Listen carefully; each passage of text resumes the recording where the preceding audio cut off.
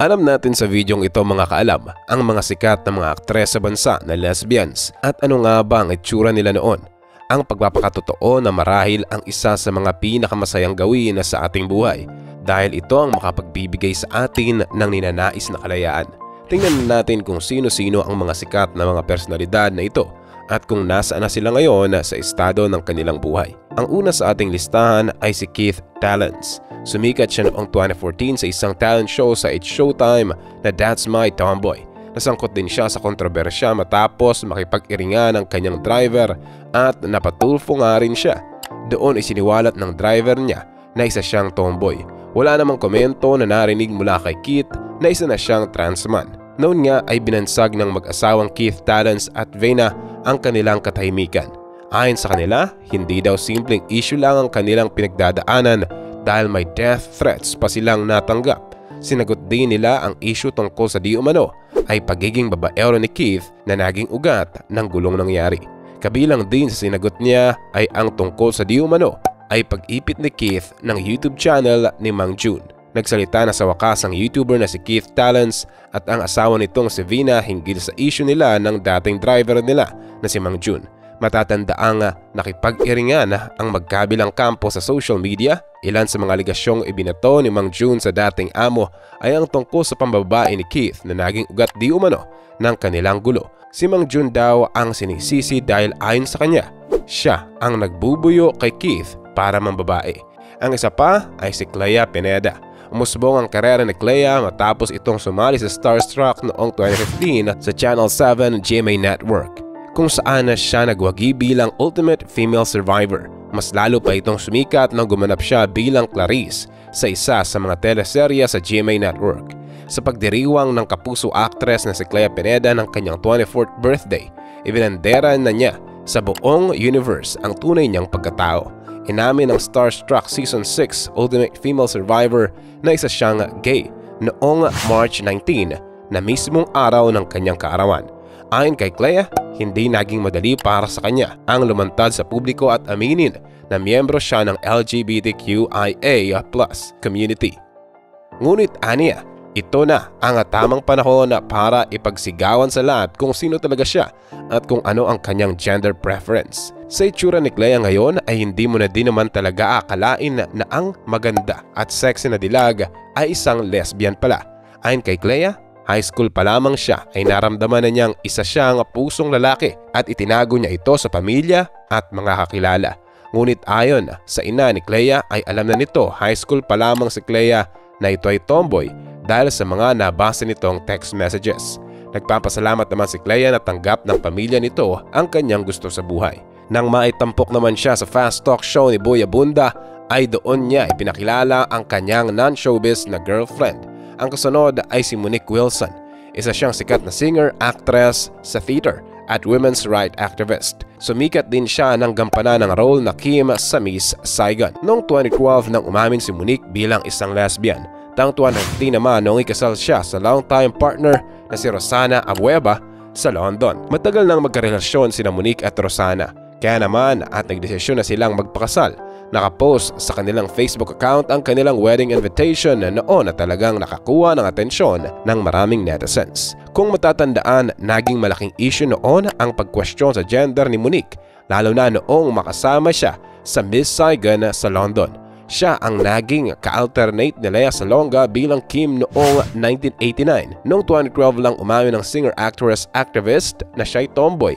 Sa ngayon, aktibo si Monique sa kanilang global movement na 1 Billion Rising na tumutulong sa mga kababaihan na naging biktima ng rape at iba pang sexual violence. Pareha silang women's rights activists at malaki ang involvement sa mga programa kontra violence against women.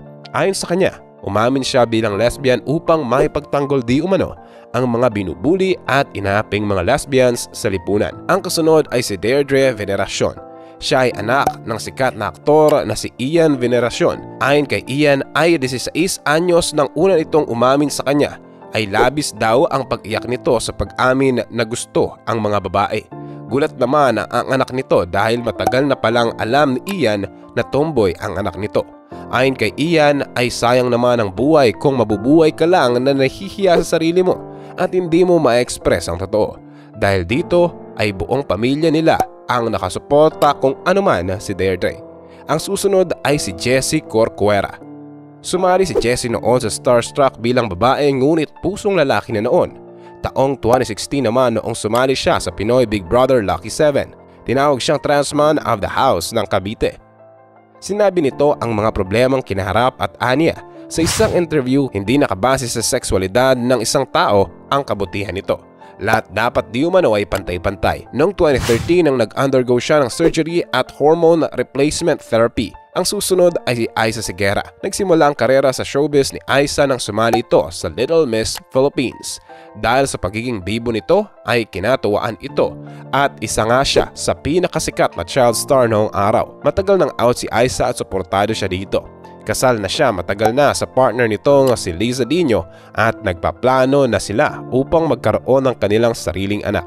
Ayon kay Aiza, napakarami mang nagbago sa buhay nila ni Liza, nananatili pa rin ang matinding pagmamahal nila para sa isa't isa.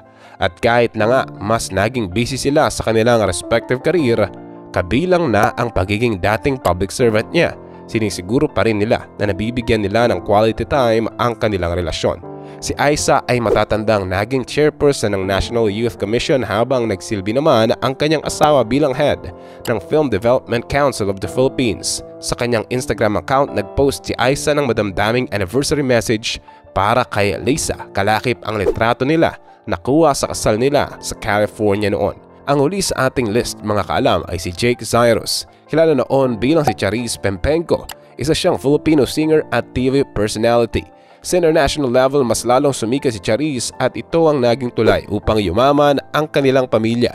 Ang mga shows na ito ay sila Oprah at ilan pang sikat na TV shows sa Amerika. Nagbago di umano ang lahat nang umamin ito bilang isang lesbian. Ayon kay Charis, o ngayon ay Jake, pinanindigan niya ang mga naging pahayag niya laban sa ilang netizens na patuloy na nagkukumpara sa kanila ni Charis Pempenko. Ayon kay Jake, isang malinaw na pang-iinsulto sa pagkatao niya ngayon bilang isang transman ang malilisyosong komento ng ilang tao na nagpapakilalang fans ni Charis para lang ipamuka sa kanya na mamimiss nila ang boses at itsura ng dati niyang pagkatao. Aniya, isang malaking kawalan ng respeto sa kanya at sa iba pang mga singers ang ginagawang pagkukumpara kay Charis. Ipinaalala pa ni Jake na matagal nang wala ang singer na sumikat internationally na hinangaan ng napakarami. Problemado din sa kanyang pamilya si Charis kung kaya't bumukod ito sa kanyang pamilya.